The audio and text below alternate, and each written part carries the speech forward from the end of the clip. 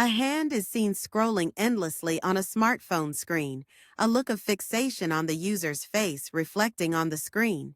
The user's surroundings morph into a whirlwind of digital content, messages, memes, videos, all blending into a chaotic mess. Suddenly, a digital clock in the corner of the screen ticks over to 3 minutes.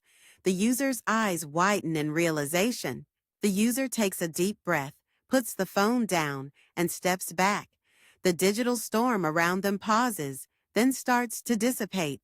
The user now engages in a calming activity, reading a book, sipping coffee, enjoying nature.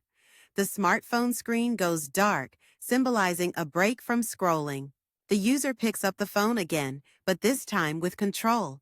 They check a few important messages, then put the phone back down. The screen fades to black, with the words, "Stop Scrolling Addiction in Just 3 Minutes," appearing in bold white text. The final scene reveals the user, peaceful and content, living a balanced life, a clear contrast to the initial addicted state.